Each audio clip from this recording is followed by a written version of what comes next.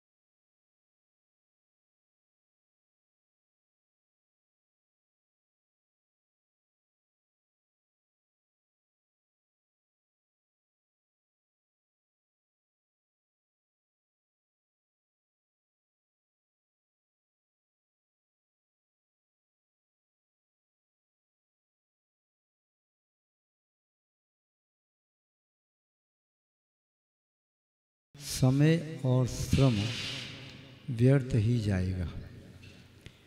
इसलिए प्राज्ञ पुरुष समय का और श्रम का दुरुपयोग नहीं करते, अपने शब्दों को इस प्रकार से प्रस्तुत करते हैं जिससे उनका प्रभाव समीचीन और समग्र रूप में सामने वाले पर पड़ सके। प्रबुद्ध वर्ग जो जिस भाषा का जानकार है, माना कि कोई संस्कृत भाषा अच्छी जानता है तो संस्कृत में से रुचि आएगी, आनंद आएगा, कम श्रम से ज़्यादा लाभ ले सकेगा, कम समय में अधिक अर्जन कर सकेगा। और जो संस्कृत नहीं जानता है उसके लिए संस्कृत भाषा में उपदेश देना, निर्देश देना, परामर्श देना या किसी अन्य प्रकार की उसे सलाह देना उसके लिए हितकर न हो सकेगी।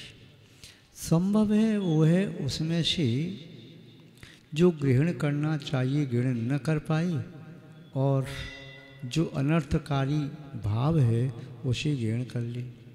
तब आचार्य महाराज कुंदकुंद स्वामी कह रहे हैं, चुक्केज छलम घेतव्यम, तुमने चूक करके छल को ग्रहण कर लिया, किंतु ऐसा नहीं करना चाहिए। परमार्थ का उपदेश देना है तो परमार्थ का उपदेश देने के लिए परमार्थ की भाषा चाहिए। जो परमार्थ की भाषा को जानने का जिज्ञासु है, जो परमार्थ को प्राप्त करना चाहता है, किंतु परमार्थ की कोई भाषा होती नहीं, भाषा का प्रयोग किया जाता है, वह व्यवहार बन जाता है। इसलिए व्यवहार में संलग्न भव्य आत्माओं को, आत्महितैषी आत्माओं को व्यवहार की भाषा में उपदेश देना चाहिए। निश्चय शब्दातीत है, उपदेश दिया नहीं जा सकता, और जो निश्चय में डूबी ही उन्हें व्यवहार के उपदेश की आवश्यकता नहीं। उपदेश तो उन्हें आवश्यक है जो व्यवहार से निश्चय में पहुंचना चाहते हैं। यदि किसी व्यक्ति के पास स्थल पर चलने वाला वाहन है,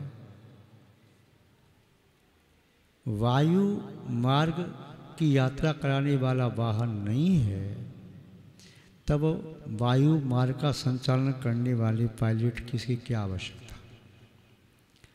उसे तो ड्राइवर चाहिए जो रोड पर गाड़ी चला सके। ट्रेन चलाने वाला उसे ड्राइवर चाहिए जो रेलवे पथ पर वह ट्रेन चला सके। जिसके पास साइकिल है उसके लिए रेल की पटरी की कोई आवश्यकता नहीं, अपितु वह बाधक है। जिसके पास बैलगाड़ी है उसके लिए रेलवे पटरी की कोई आवश्यकता नहीं, उसे तो कच्चा मार्ग भी चलेगा रोड भी उसके बैलों के लिए कष्टप्रद हो सकता है। इसी तरह जिसके पास बुद्धि का जितना साम्राज्य है, जितनी बुद्धि है, जितनी सामर्थ्य है, उसके अनुसार ही उसे उपदेश दें तो सार्थक है। जैसे औषधि भी वैद्य उसी प्रकार देता है जिस प्रकार रोगी की प्रकृति हो, रोगी की वय हो, रोगी की क्षमता हो। बालक को औषधि की मात्रा कम दी जाती है, युवा को पूर्ण, प्रौढ़ और वृद्ध को भी उसी अनुपात में। चाहे औषधि कितनी भी उत्तम है, किंतु जो वैद्य उस रोगी की प्रकृति को नहीं ध्यान में रखता, रोगी की वय को ध्यान में नहीं रखता, शक्ति सामर्थ्य को ध्यान में नहीं रखता, तो वैद्य के द्वारा दी गई औषधि वह रोग को हरण करने वाली नहीं होती, वह रोगी का हरण ही कर लेती है। आचार्य कुंदकुंद स्वामी भी यही कहना चाह रहे हैं कि कहीं मेरे उपदेश से व्यक्ति भटक नहीं जाए, इसलिए मुझे उसी भाषा में उपदेश देना परम आवश्यक है जो भाषा उस सामने वाले व्यक्ति की समझ में आ सके। और सामने वाले व्यक्ति की समझ में जो भाषा आती है, उस भाषा का अल्प संकेत भी उसके लिए कार्यकारी है, और जो भाषा समझ में नहीं आती, उस भाषा में बहुत दीर्घ उपदेश भी व्यर्थ है, दीर्घ काल तक, सुचिर काल तक दिया गया दिशा निर्देश भी व्यर्थ है, उसके लिए किया गया बहुत श्रम भी व्यर्थ है, और संभव है कभी कभी तो व्यर्थ ही नहीं, अनर्थकारी भी हो सकता है। यहाँ पर आचार्य महोदय गाथा नंबर 9 और 10 में श्रुत केवली के संबंध में कह रहे हैं। निश्चय से श्रुत केवली कौन है, व्यवहार में श्रुत केवली कौन है। श्रुत केवली के संबंध में आप सामान्यतया जानते हैं कि जो श्रुत के पाठी होते हैं, जिन्होंने संपूर्ण श्रुत को हस्तगत कर लिया या निष्णात हैं, उनका इतना चौसम है कि संपूर्ण श्रुत उनके पास है, तो उन्हें श्रुत केवली कह दिया।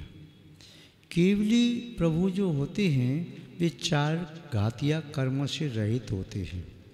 वे सर्वज्ञ होते हैं, सर्वदर्शी होते हैं, वीतरागी होते हैं, अनंत सुख से युक्त होते हैं, अनंत शक्ति से युक्त होते हैं, नव केवल लब्धि के धारक होते हैं। किंतु शुद्ध केवली वे ऐसे नहीं होते। शुद्ध केवली छद्मस्त ही होते हैं, वे केवली नहीं होते। ये केवली शब्द का प्रयोग किया है, उपचार से कह दिया, संपूर्ण सुत को प्राप्त कर लेने के कारण उन्हें सुत केवली कह दिया। जो केवल ज्ञानी हैं वे सुत केवली की परिभाषा बताते हैं कि निश्चय से सुत केवली कौन है। उन्हीं के शब्दों में देखें, जो ही सुदीर्ण ही गच्छति अपारम मृडम तु केवलम शुद्धम तम शुद्ध केवली मिष्णु भरंती लोयप दीवयरा। लोयप दीवयरा, लोक को प्रकाशित करने वाले। अपदीयरा, अपनी आत्मा को दीपक जैसा बना करके संपूर्ण लोक और अलोक को जो प्रकाशित करने वाले हैं, ऐसे ऋषिणो, ऋषि केवल ज्ञानी, चाहे वे तीर्थंकर केवली हैं चाहे सामान्य केवली हैं, वे केवल ज्ञानी कह रहे हैं कि शुद्ध ज्ञानी कौन है। तो उन्होंने बताया, जो ही सुदीर्ण ही गच्छति, जो कोई भव्य जीव निश्चय से सुदीर्ण सुतीर्ण सुत ज्ञान के द्वारा गच्छति। गम धातु गमनी च ज्ञानी च, चलने के अर्थ में भी प्रयोग की जाती है, और गम धातु जानने के अर्थ में भी प्रयुक्त होती है। तो गच्छति शब्द का अर्थ यहाँ पर जाने के अर्थ में नहीं, जानने के अर्थ में लिया जाएगा। तो जो कोई भी भव्य जीव सुदीर्ण सुत ज्ञान के द्वारा निश्चय से जानता है, क्या जानता है? अपारम, इडम तु केवलम शुद्धम। अपनी शुद्ध आत्मा को जानता है जो अपनी आत्मा को शब्दों में नहीं, स्वसंवेदन के द्वारा, शुद्ध स्वात्मानुभूति के द्वारा जो अपनी आत्मा का अनुभव कर रहा है। जो सकल संयमी था अब सकल संयम के आगे बढ़ गया। क्या हो गया? अब स्वरूपाचरण चारित्र को प्राप्त हो गया, अपने स्वरूप में स्थित हो गया।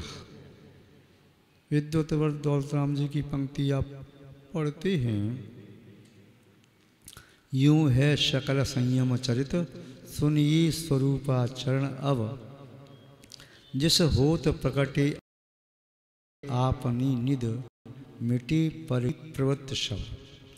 जब आत्मा की निधि प्रकट हो जाती है, पर की प्रवृत्ति नष्ट हो जाती है, वह स्वानुभव लीन स्वसंवेदन से संयुक्त व स्वानुभूति का भोक्ता वे भव्य आत्मा ही शुद्ध केवलीय निश्चय से। यदि अपनी शुद्ध आत्मा का अनुभव करने में असमर्थ है तो निश्चय से शुद्ध केवली नहीं है। केवली प्रभु जो लोकालोक को जानने और देखने वाले हैं, लोकालोक के प्रकाशक दीपक हैं, ऐसे शुद्ध ऐसे केवल ज्ञानी भगवान ने कहा कि वही शुद्ध केवलीय निश्चय से जो अपनी आत्मा को ज्ञायक, ज्ञेय, ज्ञाता और व्यक्ति रूप में, अभेद रूप में जानता है।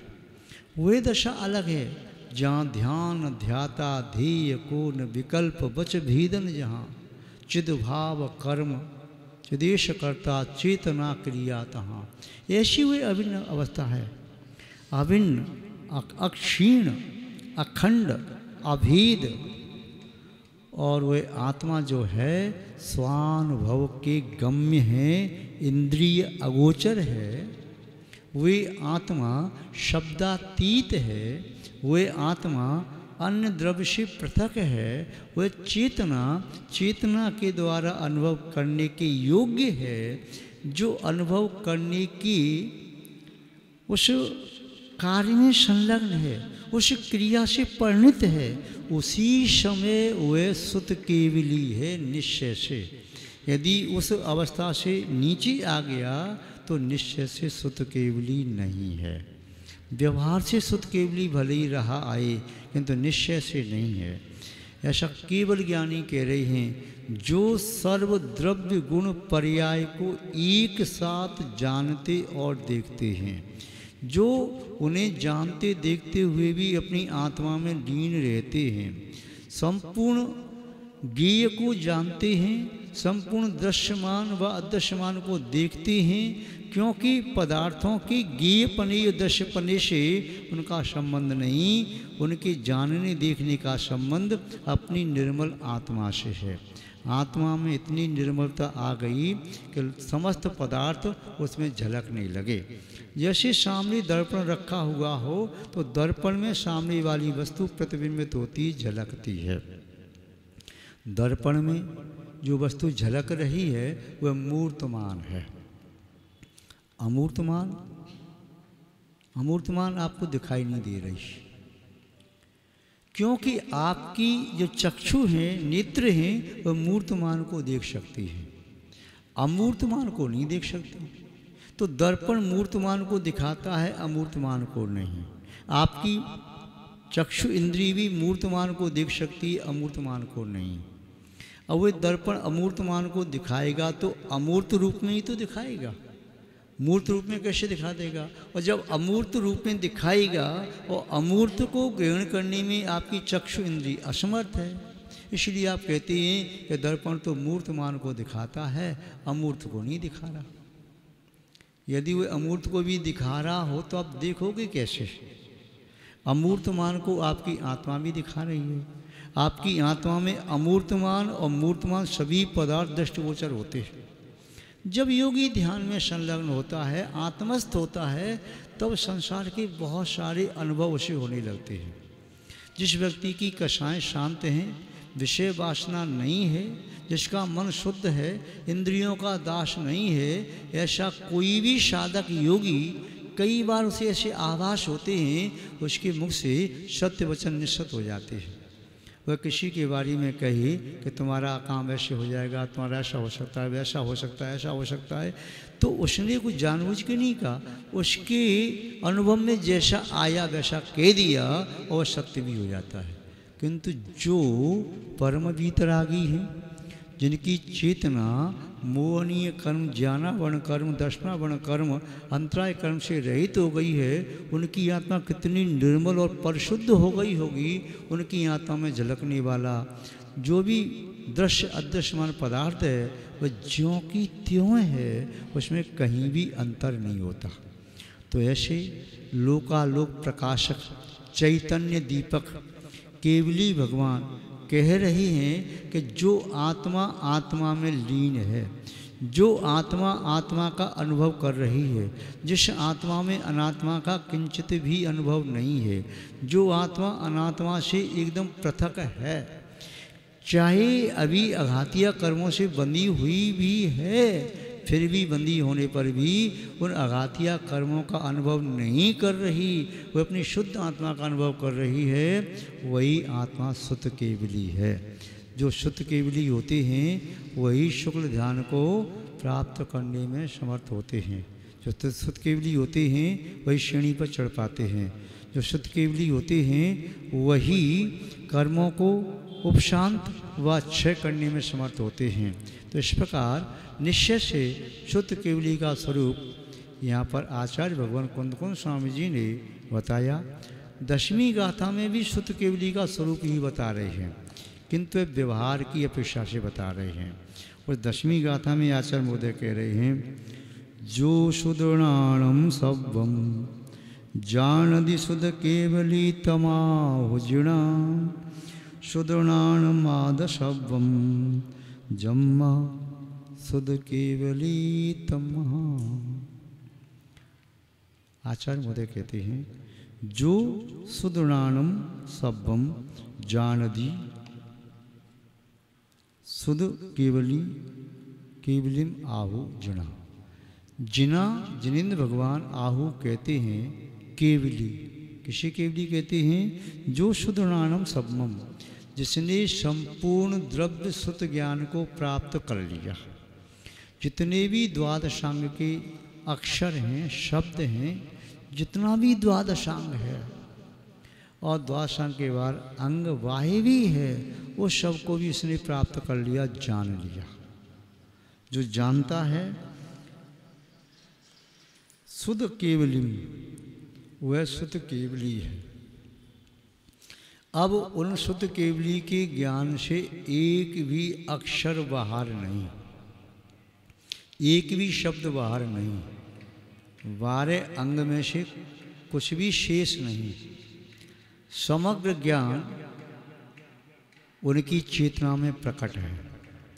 शुद्ध ज्ञानावरणी कर्म का ऐसा क्षयोषम है, उस क्षयोषम से उसने समस्त शुद्ध को हृदयंगम कर लिया। अंतर्मूर्त में समग्र शुद्ध का पाठ कर सकते हैं, अंतर्मूर्त में समस्त शुद्ध का आलोड़न कर सकते हैं, समस्त जान सकते हैं। ऐसा कुछ भी नहीं बचा जो कहने के योग्य हो, जिसे शब्दों में कहा जा सकता है, वह कुछ भी शेष नहीं बचा शुद्ध केवली के ज्ञान से। वे शुद्ध केवली इसीलिए तो कहे जा रहे हैं कि संपूर्ण शुद्ध को प्राप्त कर लिया।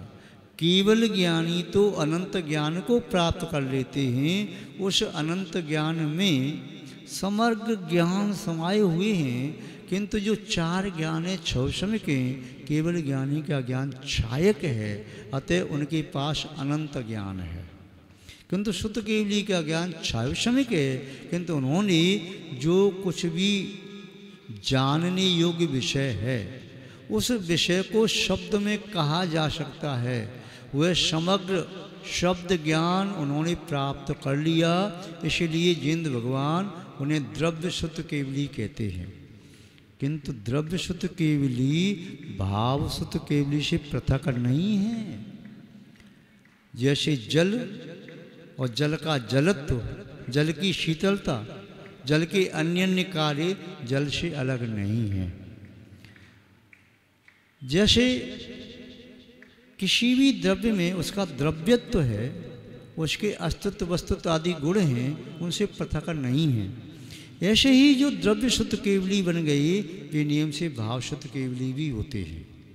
आचार्य महोदय कह रहे हैं कि शुद्ध ऋणाण माद शब्दम, शुद्ध ज्ञान के माध्यम से आत्मा शब्दम जानदी जम्मा शुद्ध केवली तम्मा, वह अपनी आत्मा को भी संपूर्ण रूप से जानते हैं। यदि अपनी आत्मा को नहीं जाने, अपनी आत्मा को जानने में असमर्थ हों, तो वे न तो भाव शुद्ध केवली हैं न द्रव्य शुद्ध केवली हैं। अपनी आत्मा को भी जानते हैं, अपनी आत्मा की एक एक परिणति को जानते हैं, अपनी आत्मा की किस समय क्या प्रवृत्ति चल रही है, इस प्रवृत्ति से कैसे कैसे कर्म का बंध होगा, इस समय विशुद्धि बढ़ रही है तो कैसे कैसे कर्म का संवर नजरा हो रही है, इस सब को भी जानते हैं। तो अपनी आत्मा को जानने के कारण वे भाव शुद्ध केवली, और संपूर्ण शुद्ध ज्ञान को जानने के कारण वे द्रव्य शुद्ध केवली। तमाहु जुना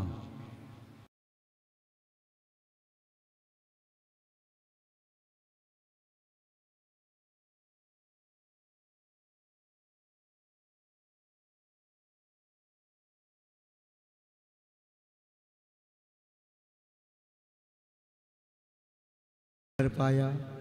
तब भी यदि कोई योगी अपनी आत्मा में क्षणार्ध के लिए भी लीन हो जाता है, तो वह भी भाव शुद्ध केवली की तरह, निश्चय शुद्ध केवली की तरह अपनी आत्मा का हित करने में समर्थ होता है। संपूर्ण सत्य को प्राप्त करने का सामर्थ्य जैसे आज नहीं है, किंतु अपनी शुद्ध आत्मा का अनुभव करने का सामर्थ्य तो है। अपनी आत्मा को आत्मा में लीन करने का सामर्थ्य तो है। व्यवहार के सम्यक दर्शन ज्ञान चारित्र को निश्चय रूप परिणत करने का तो आज के व्यक्ति के पास सामर्थ्य है। वह व्यक्ति आज चाहे अल्प समय के लिए ही सही अपनी शुद्ध आत्मा का, जो शुद्ध आत्मा सिद्धों जैसी है, उसके बारे में वह अनुभव कर सकता है, प्रतीति कर सकता है, उसको स्पर्श कर सकता है, उसे जान सकता है, उसका आनंद ले सकता है। परोक्ष ज्ञानी वे हैं जो सरता के किनारे खड़े होकर सरता से स्पर्शित शीतल वायु से शरीर की तपन को दूर करते हैं, किंतु प्रत्यक्षवत वे हैं जो सरता में अवगाहन करके उसके शीतल जल का स्पर्श करते हुए अनुभव करते हैं। तो आज वर्तमान काल में प्रत्यक्ष आत्मा का अनुभव करने वाले हैं, चाहे उस जल की एक बूंद का स्पर्श करके जल के बारे में जाना, किंतु वह जल भी है तो उसी सरता का। जो संस्पर्शित वायु है उसका स्पर्श करना जल का स्पर्श करना नहीं है, वह परोक्ष ही कहलाएगा। तो आज योगी प्रत्यक्ष में अपनी आत्मा का अनुभव करने में समर्थ हैं, और जो प्रत्यक्ष में अनुभव कर पाते हैं वे कल शुद्ध केवली और केवली भी बन जाएंगे। इतना ही नहीं, अपनी सिद्ध शुद्ध शाश्वत अवस्था को, समग्र चैतन्य में गुणों को प्राप्त करने में समर्थ होंगे, भव भ्रमण का नाश कर सकेंगे, और वे अनंतानंत सिद्धों में जाकर के सिद्धत्व के साथ विराजित होंगे अनंत अनंत काल के लिए।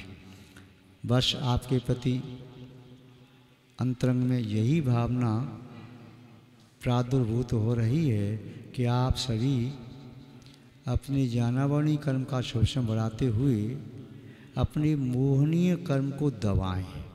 जो मोह बार बार आपको मोहित करता है, मोह मोहित करता है पर वस्तु में, और वैराग ले जाता है आपको अपने स्वभाव की ओर।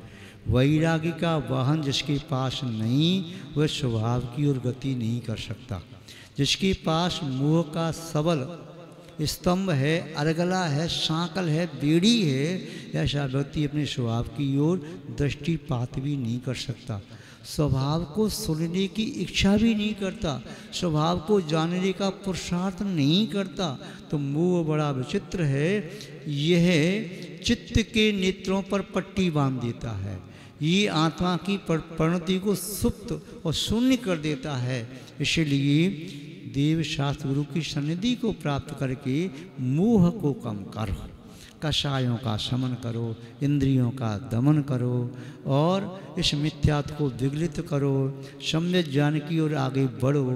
शास्त्रों का अध्ययन करके जो आपको स्थित धर्म स्नेही